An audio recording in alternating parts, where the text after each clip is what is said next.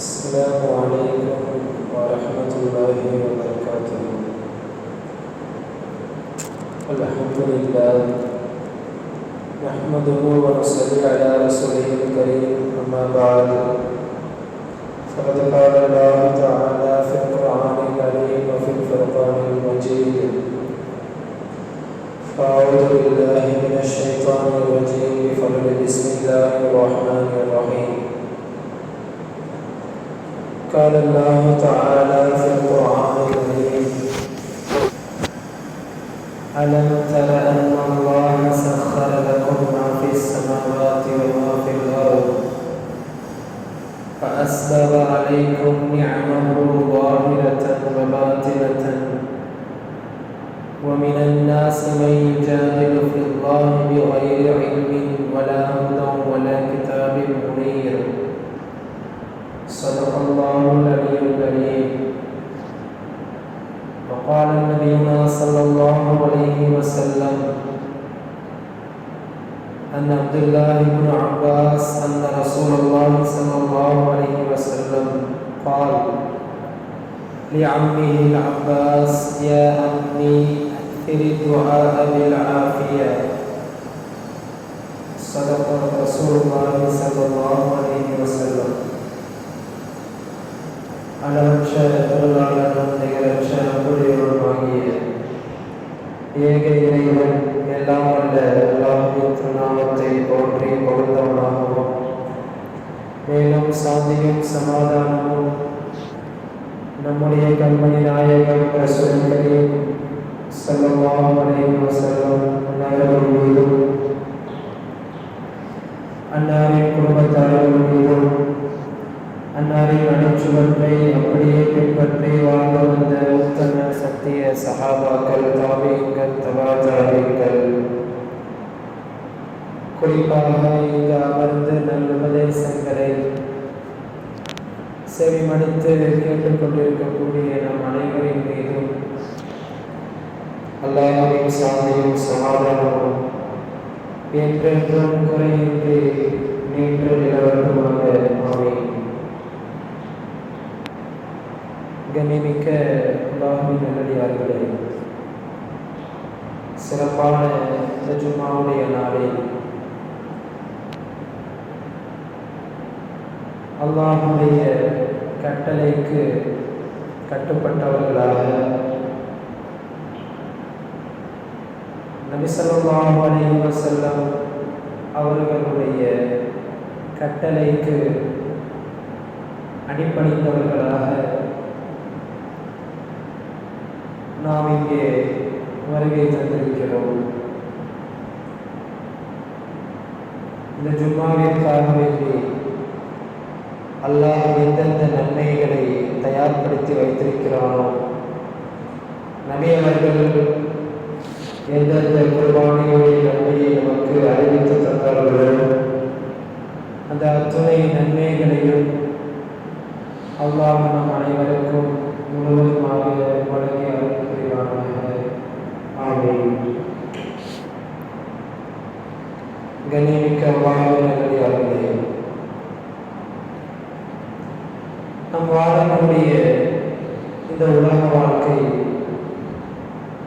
ஒவ்வொரு நாளும் நமக்கு எவ்வளவு சவாலாக இருக்கிறது என்பது நம் அனைவருக்கும் தெரியும். நிறைய போராட்டங்களை நாம் சந்திக்கிறோம், நிறைய சோதனைகளை நாம் எதிர்கொள்கிறோம், நிறைய பிரச்சனைகளை நாம் சந்திக்கிறோம். இன்றைக்கு நாம் அல்லாஹ் நமக்கு கொடுத்திருக்கக்கூடிய நியமத்துகளை நாம் எப்படியெல்லாம் விளங்காமல் இருக்கிறோம், அல்லாஹ் நமக்கு வழங்கியிருக்கக்கூடிய அருட்கொடை எப்படியெல்லாம் வீணாக்குகிறோம். நிறைய மக்கள் மௌத்து வரை அல்லாஹ் அவர்களுக்கு கொடுத்த நியமத்தை விளங்காமல், நன்றி செலுத்தாமல், கிடைத்த நியமத்தை பயன்படுத்தி அமல் செய்யாமல்,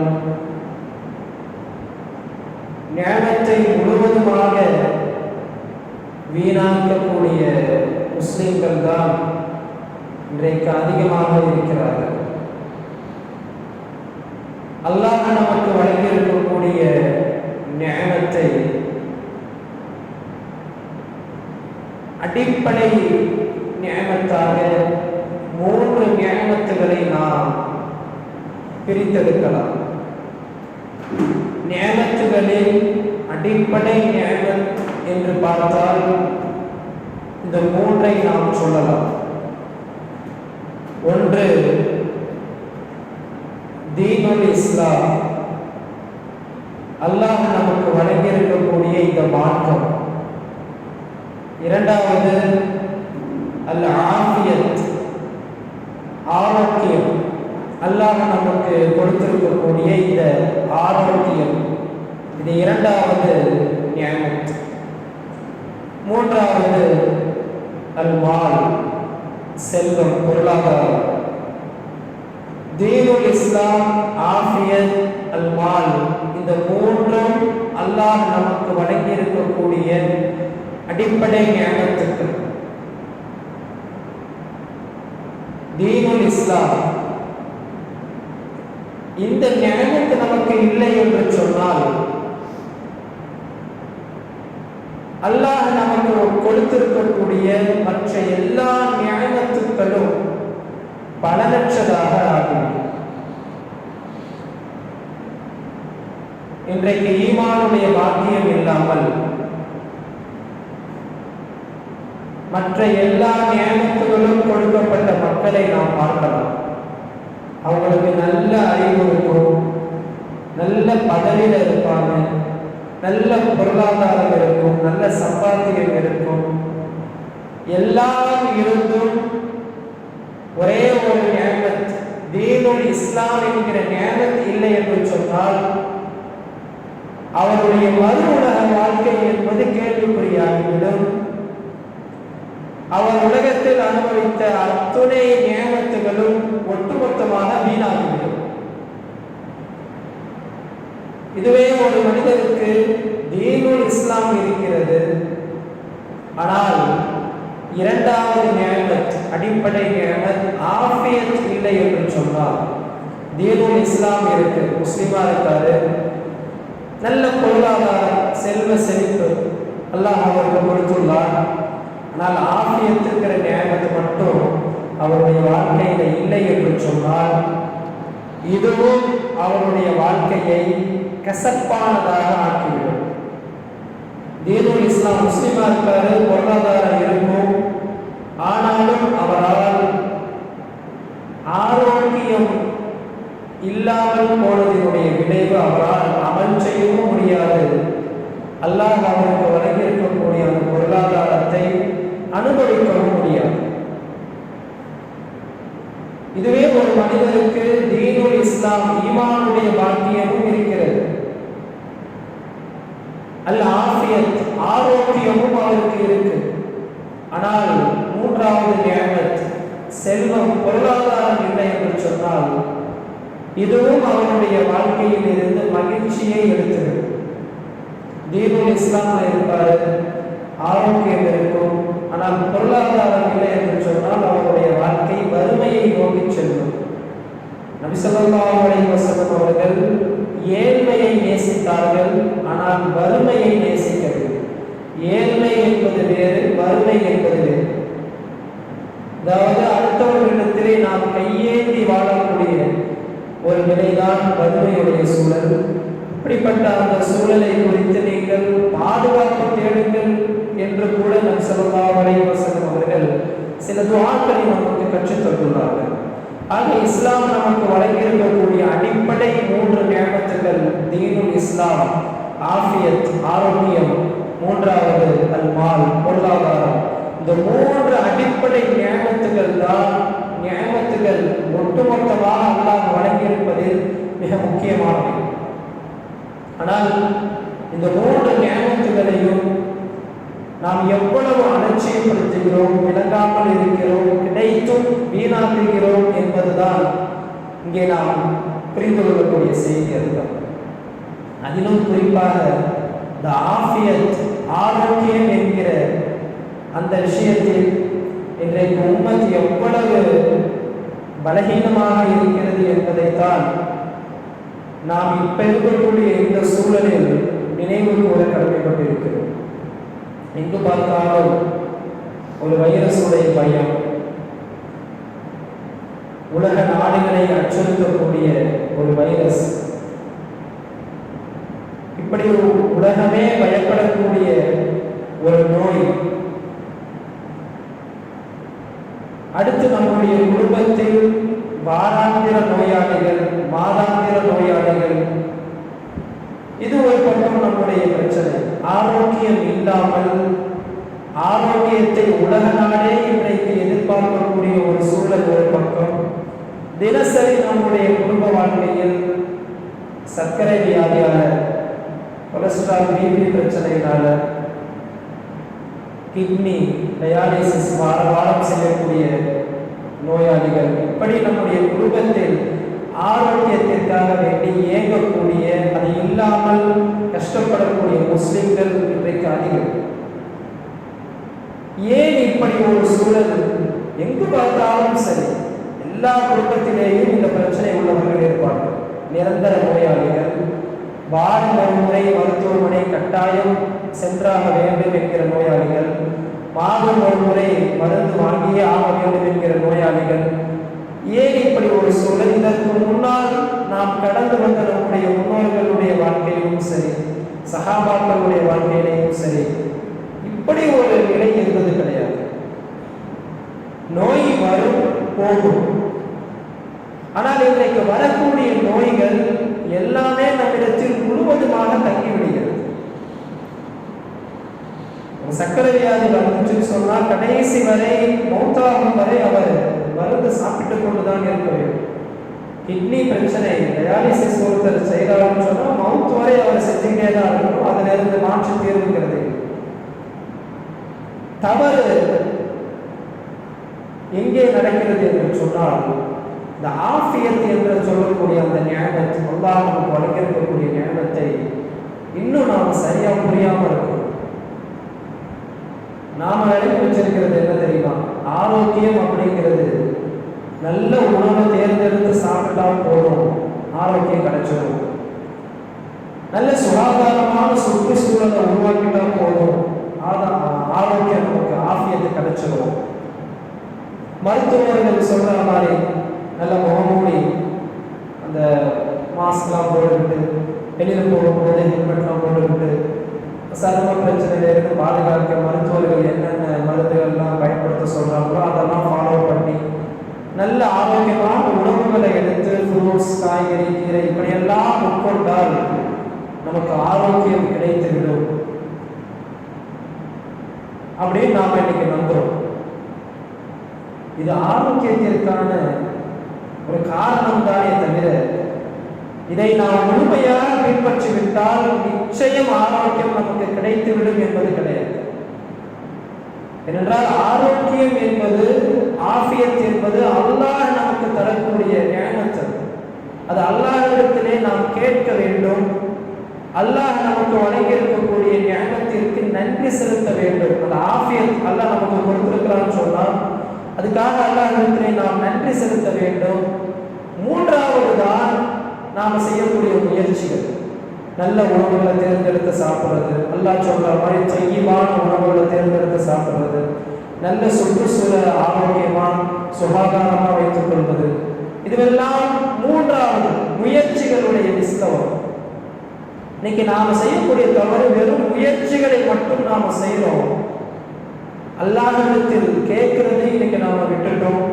கிடைத்திருக்கக்கூடிய அந்த ஆஃபியத்திற்கு நன்றி செலுத்துறது இன்னைக்கு நாம விட்டுட்டோம். இந்த இரண்டையும் விட்டதினுடைய விளைவுதான் இன்றைக்கு ஒட்டுமொத்த முஸ்லிம் உம்மத்தும் உலகமும் இன்றைக்கு நோய்க்கு இவ்வளவு பயந்து வாழக்கூடிய ஒரு சூழல் உருவாகி இருக்கிறது. நபி ஸல்லல்லாஹு அலைஹி வஸல்லம் அவர்கள் அவங்களுடைய வாழ்க்கையை நம்ம எடுத்து பார்த்தோம்னு சொன்னா, இந்த ஆஃபியத் அப்படிங்கிற இந்த விஷயத்துக்கு எவ்வளவு முக்கியத்துவம் கொடுத்துள்ளார்கள், அதுக்காக எப்படியெல்லாம் துஆ செய்துள்ளார்கள், சஹாபாக்களை எப்படியெல்லாம் ஆர்வப்படுத்தியுள்ளார்கள். இந்த ஆஃபியத் அப்படிங்கிறது நபி அவர்களுடைய வாழ்க்கையில இவ்வளவு முக்கியத்துவம் வாய்ந்ததா என்பது அது குறித்து நாம் சிந்திக்கும் பொழுதுதான் நமக்கு தெரிகிறது. ஆஃபியத் நாம் விளங்கணும், அது நம்முடைய முயற்சினால மட்டும் நமக்கு அது கிடைக்காது. அல்லாஹ்விடத்தில் நாம் அதை கேட்க வேண்டும். நபி ஸல்லல்லாஹு அலைஹி வஸல்லம் அவர்கள் சொல்வார்கள், மன் ரஆ முபத்தலன், ஒரு நோய்வாய்ப்பட்ட ஒரு மனிதனை நீங்க பார்த்தீங்கன்னு சொல்றோம். மன் ரஆ முபத்தலன், ஒரு நோய்வாய்ப்பட்ட ஒரு மனிதனை அல்லது ஒரு பெரிய சோதனை ஏற்பட்ட ஒரு மனிதனை நீங்கள் பார்த்தால் நபி ஸல்லல்லாஹு அலைஹி வஸல்லம் அவர்கள் சொல்கிறார்கள், உடனே நீங்கள் சொல்லுங்கள், அல்ஹம்துலில்லாஹி அல்லதி ஆஃபானி மின் மப்தலாக பிஹி. இது நபி அவர்கள் கற்றுத்தரக்கூடிய துவா. அதுக்குன்னு இது அவருடைய காதில் படுற மாதிரி நாம் ஓதக்கூடாது. அது அவருடைய மனதை காயப்படுத்தும். கொஞ்சம் மனசு கூட பொறுமையாக, ரொம்ப நோய்வாய்ப்பட்டிருக்கிறவங்க நலன் விசாரிக்க போகும்போது அவங்க பார்த்தோடனே நாம் இந்த துவாவை ஓதணும். அல்ஹம்துலில்லாஹி அல்லதி ஆஃபானி மின் மப்தலாக பிஹி. யா அல்லாஹ், எதை கொண்டு இந்த அடியானை நீ சோதித்தாயோ அப்படிப்பட்ட இந்த சோதனையில் இருந்து ஆஃபானி, எனக்கு நீ ஆரோக்கியத்தை கொடுத்தாயே, எனக்கு அந்த நோயை இல்லாமல் வைத்திருக்கிறாயே, அப்படிப்பட்ட உனக்கே புகழ் அனைத்தும். இதுதான் அந்த துவாவினுடைய பொருள். இதை ஓட சொல்லி நபி ஸல்லல்லாஹு அலைஹி வஸல்லம் அவர்கள் நமக்கு கற்றுத்தருகிறார். இங்கே நம்ம விளங்கக்கூடிய செய்தி, நோயை தருபவன் அல்லாஹ், ஆரோக்கியத்தை தருபவனும் அல்லாஹ். ஒரு 2 நண்பர்கள் ஒரு தெருவழியா ஒரு ஊரை நடந்து போயிட்டு இருக்காங்க. போகும்பொழுது அதில் ஒருத்தர் சொல்றாரு, ஒரு கூட்டத்தை பார்க்குறாங்க. அந்த கூட்டம் ரொம்ப அப்படியே செல்வ செழிப்போட, நல்ல வசதியான வீடு, பெரிய பொருளாதார வசதியோடு வாழ்றதை பார்த்துட்டு அந்த நண்பர் இவர்கிட்ட சொல்றாரு, இவங்களுக்கு அல்லாஹ் செல்வத்தை பங்கு போட்டு கொடுக்கும் போது நான் எங்க போயிருந்தேன்னு தெரியல, இவங்களுக்கு பங்கு போட்டு கொடுக்கும் போது என்ன மட்டும் அல்லாஹ் விட்டுட்டான் அப்படின்னு சொல்லி போகிறார். உடனே அந்த நண்பர் இவருக்கு புரிய வைக்கிறதுக்காக வேண்டி ஹாஸ்பிட்டலுக்கு அந்த நண்பரை கூட்டிட்டு போறாரு.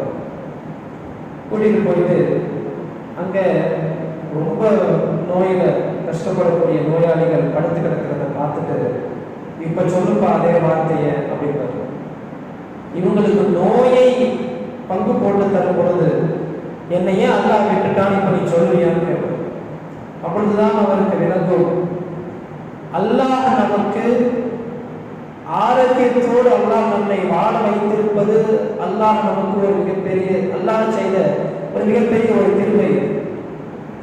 கிடைத்திருக்கக்கூடிய இந்த ஆரோக்கியத்தை வைத்து நாம் என்ன செய்ய போகிறோம் என்பதைத்தான் நாம் யோசிக்க வேண்டுமே தவிர, ஒரு நோய் வந்துருச்சுன்னு சொன்னா உடனே கடந்து குழம்பி அழுதுகிட்டு அப்படியே நாம துவண்டு போய் கடைசி வரை அவருடைய வாழ்க்கை அப்படியே தான் போகும். நிறைய மக்களை நம்ம பார்க்கணும். இன்னைக்கு ஒன்றும் இல்லை, வெறும் உணவுகள் மீது மட்டும் நம்பிக்கை இருக்கக்கூடிய மக்களுடைய நிலைமையை நம்ம பார்க்கணும். ஏங்க உங்க பையனுக்கு எப்போ பார்த்தாலும் உடம்பு சரியில்லாமல் போயிட்டே இருக்கு, ஏன் தாங்க என்னதாங்க அப்படின்னு அவங்க கிட்ட கேளுங்க. அவங்க சொல்லுவாங்க, அதாங்க எங்களுக்கும் புரியல, அவங்க அத்தா அவங்க பாவா எல்லாமே நல்லா தான் வாங்கி தராரு, பேரிச்சம்பழம் தான், பாதாம் தான், பிஸ்தா தான், வீட்டில் எல்லாமே இருக்கு, எல்லாமே தான் கொடுக்குறோம், அப்படி இருந்தும் ஏன் தெரியலங்க, எங்களுக்கு நேரம் சரியில்லைன்னு சொல்லி கொள்வோம். அப்ப நம்ம புரியக்கூடிய செய்தி, ஆஃபியத் என்பது அல்லாஹ் நமக்கு வழங்கக்கூடிய கிஃப்ட். அதை நம்ம கேட்கணும். ஆரோக்கியமா நாம இருக்கிறோம்னு சொன்னா இருக்கக்கூடிய ஆரோக்கியத்தினுடைய மகத்துவத்தை நாம விளங்கணும். ஒரு ஆளு அவர் பார்வை இல்லை, ஒரு கண் பார்வை அப்படிங்கிற அந்த ஞானத்துடைய மகத்துவம் என்ன அப்படிங்கிறது எனக்கு வாழ்க்கையில் ஒரு சந்தர்ப்பத்தில் தான் எனக்கு அது புரிஞ்சிச்சு அப்படின்னு சொல்லிட்டு அந்த சந்தர்ப்பத்தை அவர் சொல்றார். அவர் ஒரு பயான் நிகழ்ச்சிக்கு போயிருக்காரு. அது ஒரு பட்டப்படிப்பு விழா, குர்ஆனை மனனம் செய்த ஹாஃபில்களுக்கு பட்டம் தரக்கூடிய ஒரு பட்டப்படிப்பு விழா. அங்க சிறப்பு பேச்சாளரா ஒரு ஷேக், ஒரு பெரிய ஒரு வயது முதிர்ந்த ஒரு ஷேக் அழைக்கப்பட்டிருக்கார். ரொம்ப தப்புவான மனிதர். அவர் பேசுறாரு. பேசும்போது அவர் சொல்றாரு, எனக்கு பார்வை, ஒரு கண் தெரியாத ஒரு மனிதர். அந்த ஷேக் வந்திருக்கக்கூடிய அந்த சிறப்பு பேச்சாளர் கண் தெரியாத ஒரு மனிதர். அவர் சொல்றாரு, எனக்கு பார்வை இல்லை என்கிற வருத்தம் எனக்கு வாழ்க்கையில இருந்ததே கிடையாது. 2 சந்தர்ப்பத்தில் மட்டும்தான் நான் ரொம்ப வருத்தப்பட்டிருக்கேன் அப்படின்னு. ஃபர்ஸ்ட் என்னன்னா, குரானை நான் ஓதும் பொழுது, அவர் குரானை முழுவதுமாக மனனம் செய்தவர். கண்ணு தெரியாட்டாலும் கேட்டு கேட்டே குரானை மனனம் செய்த நிறைய மனிதர்கள் அப்படி உலகத்தில் இருக்கிறார்கள். ஷேഖும் அப்படிப்பட்ட ஒரு மனிதர். அஃபலா யன்துரூன இலல் இப்லி கைஃப ஹுலிக, குர்ஆனுடைய வசனம், சூரத்துல் வாஷியாவுடைய அத்தியாயத்தினுடைய கடைசி வசனங்கள்.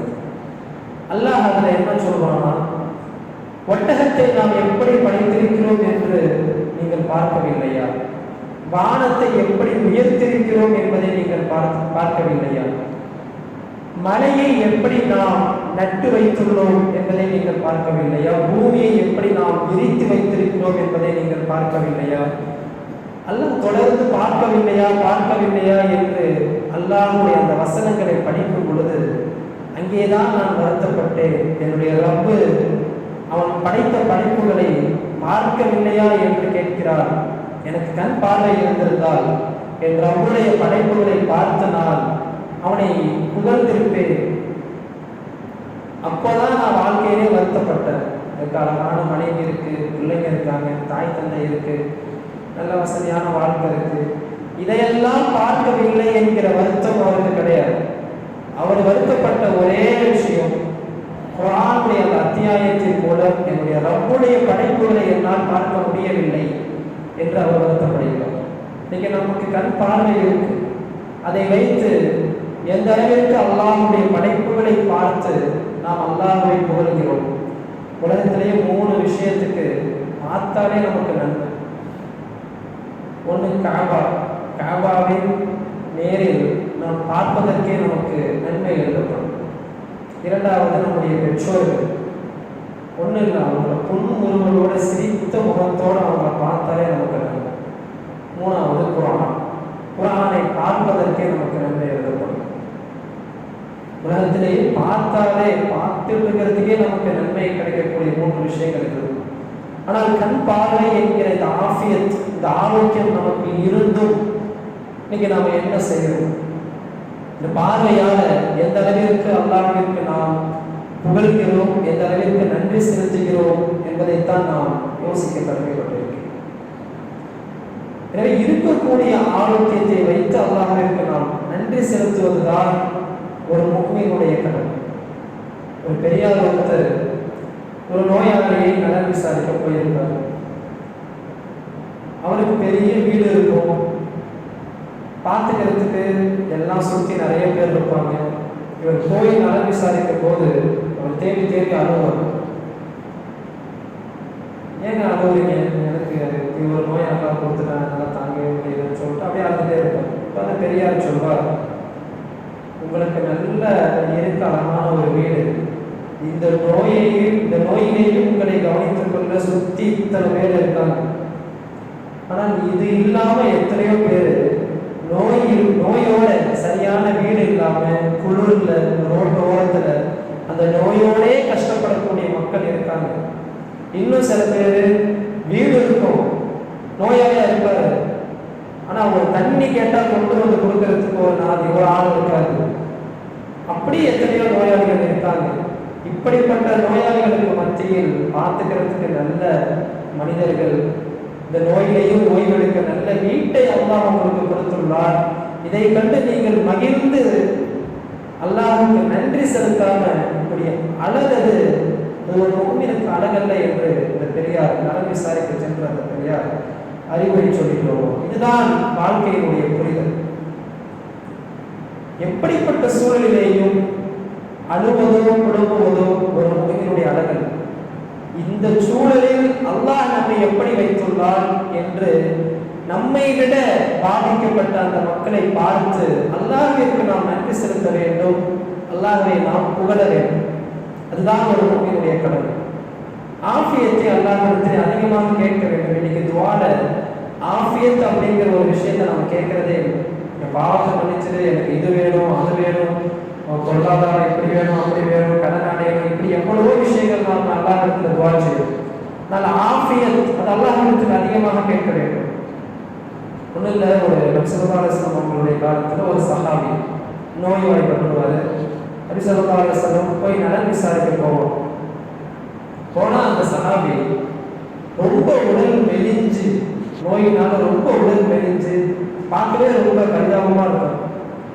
நபி ஸல்லல்லாஹு அலைஹி வஸல்லம் அவங்க கேட்பாங்க, என்ன உடல், இந்த வார்த்தை இப்படியே ஹதீஸ்ல வருது, உடல் மெலிந்து அப்படியே கோழி குஞ்சு மாதிரி ஆகிட்டீங்களே, என்ன அல்லாஹ்ட்ட எதுவும் கேட்கக்கூடாததை கேட்டுட்டீங்களான்னு சொல்லி நபி ஸல்லல்லாஹு அலைஹி வஸல்லம் அந்த சஹாபி கிட்ட கேட்பாங்க.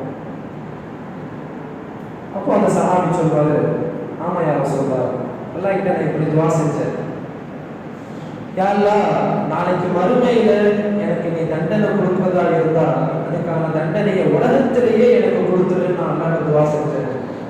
உடனே ரசூல் ஸல்லல்லாஹு அலைஹி வஸல்லம் அவர்கள், இப்படி ஒரு துஆவை நீங்க செய்யலாமான்னு கேட்பாங்க. அல்லாஹ்வுடைய தண்டனையை யாரால தாங்க முடியும்? உங்களால தாங்க முடியுமா? இப்படி ஒரு துஆவை நீங்க முதல்ல கேட்கலாமா? அல்லாஹ்விடத்தில் பாவ மன்னிப்பை கேட்கலாம், ஆனால் தண்டனையை கொடுத்துடன் துஆ செய்யக்கூடாது என்று சொல்லி அப்பொழுதுதான் உம்மத்திற்கு இந்த துஆவை கற்றுத் தருவார்கள். அப்பவே சொல்லுவாங்க, துஆ கேட்கும் போது இப்படி கேளுங்க, ரப்பனா ஆத்தினா ஃபித் துன்யா ஹஸனா, உலகத்திலேயும் எங்களுக்கு நலவை நீ கொடு, வஃபில் ஆখিরাতি ஹஸனா, மறுமையிலேயும் எங்களுக்கு நீ நலவை கொடு, வகினா அஸாபன்னார், நரகத்துடைய அதாபை விட்டு வேதனையை விட்டு எங்களை பாதுகாத்து நபி ஸல்லல்லாஹு அலைஹி வஸல்லம் அவர்கள் துஆவை கற்றுக் கொடுப்பார்கள். ரப்பிடத்தில் கேட்கும் போது கூட தண்டனையை தான் மட்டும் கேட்கவே கூடாது. நான் பாவம் செஞ்சிருக்கேன், யாரெல்லாம் அந்த பாவத்தை மன்னித்து விடு, எனக்கு ஆஃபியத்தை கூட என்று தான் கேட்க வேண்டும். இது நபி அவர்கள் கற்றுத்தரக்கூடிய பாடம். அவங்களுடைய சிச்சா, அதாவது பெரிய தகப்பனார் அப்பாஸ் ரலியல்லாஹு அன்ஹு அவர்கள் நபி ஸல்லல்லாஹு அலைஹி வஸல்லம் அவர்களிடத்தில் வந்து கேட்பார்கள், நான் ஒரு துஆ செய்யணும், எனக்கு ஒரு நல்ல துஆ கற்றுக் கொடுங்க, அல்லாஹ்ட்ட என்ன கேட்கிறது? நபி ஸல்லல்லாஹு அலைஹி வஸல்லம் அவர்கள் சொல்வார்கள், சரில் ஆஃபியத், அல்லாஹ்விடத்தில் நீங்கள் ஆஃபியத்தை கேளுங்கள். போயிடுவாங்க. திரும்ப கொஞ்ச நாள் கழிச்சு வந்து அதே மாதிரி கேட்பாங்க, அல்லாஹ்விடத்தில் நான் துஆ செய்யணும், எனக்கு ஒரு நல்ல துஆவை கற்றுக் கொடுங்கன்னு கேட்பாங்க. மீண்டும் நபி ஸல்லல்லாஹு அலைஹி வஸல்லம் அவர்கள் சரில் ஆஃபியத், அல்லாஹ்விடத்தில் ஆஃபியத்தை கேளுங்கள். திரும்ப மூணாவது முறையும் அப்பாஸ் ரலியல்லாஹு அன்ஹு அவர்கள் நபி அவர்களிடம் வந்து கேட்பார்கள். நபி ஸல்லல்லாஹு அலைஹி வஸல்லம் அவர்கள் சொல்வார்கள், யா அம்மி அக்ஸிரி துஆ பில் ஆஃபியா, பெரிய தந்தையே உங்களுடைய துஆவில் அதிகமான ஆஃபியத்தை கொண்டு நீங்கள் துஆ செய்யுங்கள். ஆஃபியத் திரும்ப திரும்ப கேட்கும் போது கூட ஆஃபியத் என்கிற அந்த ஒரு நியமத் இருந்து விட்டால் போதும், எல்லா நியமத்துகளும் நமக்கு பரிபூர்ணமாகிவிடும். இந்த ஆஃபியத்துக்கு அந்த ஒரு நியமத் இல்லை என்று சொன்னால், அல்லாஹ் நமக்கு வழங்கியிருக்கக்கூடிய இந்த ஈமானை வைத்து அல்லாஹ்வை நம்மால் நிம்மதியாக வணங்கவும் முடியாது. அல்லாஹ் நமக்கு வழங்கியிருக்கக்கூடிய செல்வத்தை வைத்து நாமும் அனுபவிக்க முடியாது. அல்லாஹ் அதை எப்படி செலவு செய்ய சொல்லியிருக்கிறானோ அந்த முறைப்படி நம்மால் செலவு செய்யவும் முடியாது. இந்த தீனுல் இஸ்லாத்தையும் அல்லாஹ் நமக்கு வழங்கியிருக்கக்கூடிய இந்த பொருளாதார வளத்தையும் முழுமையாக அனுபவிக்க வேண்டும் என்று சொன்னால் ஆஃபியத் நம்முடைய வாழ்க்கையில் முக்கியம். அதை அல்லாஹ்விடத்தில் அதிகமாக கேட்க வேண்டும். ஹஸரத் அபூபக்கர் சித்திக் ரலியல்லாஹு அன்ஹு அவர்கள் முதலாவதாக ஹலீஃபாவாக அவர்கள் பொறுப்பேற்கும் பொழுது, நபி அவர்களுடைய மறைவுக்கு பிறகு பொறுப்பேற்கும் பொழுது மிம்பரில் ஏறின உடனேயே அழுவாங்க. அழுதுட்டு சொல்லுவாங்க, இதே மாதிரிதான் மக்காவில் இருந்து நபி ஸல்லல்லாஹு அலைஹி வஸல்லம் அவர்கள் மதீனா வந்த பிறகு இதே மாதிரி இந்த மிம்பர் கொண்டு வரப்பட்டது. முதல்ல நபி அவர்கள் அந்த மிம்பர்ல ஏறி அழுதாங்க. அழுதுட்டு சொன்னாங்க, சலுல் ஆஃபியத்தை, நபி அவர்களுடைய வார்த்தை, முதல் வார்த்தையே தான். உம்மத்தை பார்த்து, சஹாபாக்களை பார்த்து சொல்கிறார்கள், சலுல் ஆஃபியத்தை, அல்லாஹ்விடத்தில் நீங்கள் ஆஃபியத்தை கேளுங்கள். ஃபலம் யுதி அஹது கத்துன் பஅதல் யகீன் அஃலலு மினல் ஆஃபியா, ஆஃபியத்தை விட ஒரு மனிதனுக்கு ஈமான் கொண்ட பிறகு மிகப்பெரிய ஒரு நியமத் வேறு எதுவும் கொடுக்கப்படுவதில்லை. ஒரு மனிதன் ஈமான் கொண்ட பிறகு அவனுக்கு கொடுக்கப்படக்கூடிய நியமத்துகளிலேயே ஆஃபியத்து தான் மிக சிறந்தது, ஆரோக்கியம் தான் மிக சிறந்தது என்று நபி ஸல்லல்லாஹு அலைஹி வஸல்லம் அவர்கள் உம்மத்தை சஹாபாக்களுக்கு ஆஃபியத்தை குறித்து ஆர்வமூட்டுவார்கள். நிறைய சந்தர்ப்பங்கள்ல நபி அவர்கள் காலையில மாலையில இந்த 2 நேரமும் ஓதக்கூடிய துவா நமக்கு தெரியும். அதுல இன்னொரு துவாவும் நபி ஸல்லல்லாஹு அலைஹி வஸல்லம் அவர்கள் ஹஜ்ரத் அப்துல்லாஹ் இப்னு அம்ர் ரலியல்லாஹு அன்ஹு அவர்கள் அறிவிக்கிறார்கள், ரசூல் ஸல்லல்லாஹு அலைஹி வஸல்லம் அவர்களுடைய வளமை என்னன்னு சொன்னால் காலையில் ஆனாலும் சரி மாலை ஆனாலும் சரி அல்லாஹ்விடத்தில் துஆ செய்வார்கள். அல்லாஹும்ம இன்னி அஸ்அலுக ஆஃபியத ஃபித் துன்யா வல் ஆখিরাহ, யா அல்லாஹ் உலகத்திலேயும் மறுமையிலேயும் எனக்கு ஆஃபியத்தை கொடு என்று துஆ செய்வார்கள். காலை வந்ததும் இந்த துஆவை செய்வாங்க, மாலையிலேயும் இந்த துஆவை செய்வாங்க. நல்லா நாம விளங்கணும், எந்நேரமும் வஹீயுடைய தொடர்போடு இருக்கக்கூடிய நபி ஸல்லல்லாஹு அலைஹி வஸல்லம் அவர்கள் அவங்களுக்கு ஆரோக்கியம் என்பது அல்லாஹ்வால் நிச்சயிக்கப்பட்டது. அவங்க ஆரோக்கியமா இருந்தால்தான் உம்மத்தை வழிநடத்த முடியும். அவர்கள் ஆரோக்கியமாக இருந்தால்தான் போர் செய்து இஸ்லாத்தை பரப்ப முடியும். எல்லா வகையிலேயும் அவர்கள் ஆரோக்கியம் என்பது அவர்களுக்கு நிச்சயிக்கப்பட்டது. அப்படிப்பட்ட நிலையில் கூட நபி ஸல்லல்லாஹு அலைஹி வஸல்லம் அவர்கள் அனுதினமும் ஆரோக்கியத்தை எந்த அளவிற்கு அவர்கள் அல்லாஹ்விடத்திலே கேட்டுள்ளார்கள், சஹாபாக்களை கேட்க சொல்லியுள்ளார்கள் என்பதைத்தான் இங்கே நாம் புரிந்து கொள்ள வேண்டும். மௌத்தானவர்களுடைய விஷயத்தில் கூட நபி ஸல்லல்லாஹு அலைஹி வஸல்லம் அவர்கள் ஆஃபியத்தை கேட்கிறார். வாழும்போது மட்டும்தான் ஆஃபியத் அப்படிங்கிறது கிடையாது. கபரை போய் சந்திக்கும் பொழுது, ஜியாரத் செய்யும் பொழுது, கபரஸ்தானுக்கு நபி அவங்க போயிட்டாலே சொல்லக்கூடிய வார்த்தைகளை நம்ம கவனிக்கணும். அஸ்ஸலாமு அலைக்கும் அஹ்லத் தியார் மினல் முஸ்லிமீன வல் முஃமினீன், எங்களுடைய முஸ்லிமான முஃமினான எங்களுடைய முன்னோர்களே, உங்களின் மீது சாந்தியும் சமாதானம் உண்டாகட்டும். அஸ்ஸலாமு அலைக்கும். வஅனா இன்ஷா அல்லாஹ் பிகுமுல் லாஹிக்கும், அல்லாஹ் நாடினால் நாமும் உங்களை வந்து சந்திக்க இருக்கிறோம். அன்தும் லனா ஃபரத்தும், நீங்க முதல்ல போயிட்டீங்க, அல்லாஹ் உங்களை முதலில் அழைத்துக் கொண்டான், நீங்கள் முந்திவிட்டீர்கள். வநஹனு லகும் தபஅன், நாங்கள் அடுத்து உங்களுக்கு பின்னால் வர இருக்கிறோம். அஸ்அலுல்லாஹ் லனா வலக்கும் அல் ஆஃபியா, அல்லாஹ்விடத்தில் எங்களுக்காகவும் உங்களுக்காகவும் நான் ஆஃபியத்தை ஆரோக்கியத்தை அல்லாஹ்விடத்தில் கேட்கிறேன். துஆ கொடுத்துருச்சு. இறந்தவர்களுடைய விஷயத்தில் கூட நபி ஸல்லல்லாஹு அலைஹி வஸல்லம் அவர்கள் ஆஃபியத்தை தான் கேட்டுள்ளார்கள். ஆரோக்கியம் என்பது நம்ம வாழக்கூடிய இந்த வாழ்க்கைக்கு மட்டுமல்ல, வெறும் உடல் சார்ந்த விஷயம் மட்டுமல்ல, நம்முடைய குடும்பத்துல, நம்முடைய தீன்ல, நம்முடைய உலக காரியங்கள், நம்முடைய பொருளாதாரம், எல்லாவற்றிலேயும் ஆஃபியத் இருந்தால் மட்டும்தான் எல்லாமே நல்லா இருக்கும். வெறும் உடல்ல மட்டும்தான் ஆரோக்கியம் அப்படிங்கிறது கிடையாது. நபி அவர்கள் துஆ செய்வார்கள், அல்லாஹும்ம இன்னி அஸ்அலுக்கல் அஃப்வ வல் ஆஃபியத ஃபீ தீனி, என்னுடைய தீன்ல யா அல்லாஹ் நீ ஆஃபியத்தை கொடு. வ துன்யாய, என்னுடைய துன்யாவுடைய விஷயத்திலேயும் எனக்கு நீ ஆஃபியத்தை கொடு. வ அஹ்லி, என்னுடைய குடும்பத்தார்களுடைய விஷயத்திலேயும் நீ ஆஃபியத்தை கொடு. வ மாலி, என்னுடைய பொருளாதாரத்திலேயும் நீ ஆஃபியத்தை கொடு. எல்லாவற்றிலேயும் ஆரோக்கியம் என்பது உண்டு. எனவே ஆரோக்கியத்தை வெறும் முயற்சிகள், உலகம் சொல்லக்கூடிய ரீதியில் முயற்சியாக மட்டும் தேடாமல் அதை அல்லாஹ்விடத்தில் கேட்டுதான் பெற முடியும் என்பதை முடிவு செய்து கொள்ளுங்கள். கிடைத்திருக்கக்கூடிய ஆரோக்கியத்திற்கு அல்லாஹ்விடத்தில் நன்றி செலுத்தினால் மட்டும்தான் அல்லாஹ் நமக்கு ஆரோக்கியத்தில் பரக்கத் செய்வான். அதற்கு பிறகுதான் அதற்கான முயற்சிகளை நாம் மேற்கொள்ள வேண்டும். ஆக நேமிக்கல்லாஹ்வின் நல்லடியார்களே, வரக்கூடிய எந்த நோயாக இருந்தாலும் சரி, எதை கண்டும் ஒரு முஃமின் அச்சப்பட வேண்டிய அவசியமே கிடையாது. அதை எப்படி எதிர்கொள்ள வேண்டும் என்கிற சூட்சமத்தை இஸ்லாம் நமக்கு தெளிவாக, நபி அவர்கள் நமக்கு தெளிவாக கற்றுத் தந்துள்ளார்கள். அந்த முறைப்படி அதை அணுகினால் போதும், எல்லா சோதனைகளையும் ஒரு முஃமினால் வென்றெடுக்க முடியும். வல்ல ரஹ்மான் சோதனைகளின் போது அல்லாஹ் சொல்லி தந்த இந்த முறைப்படி அதை எதிர்கொள்ளக்கூடிய பாக்கியத்தை நம் அனைவருக்கும் தந்தல் புரிவானாக.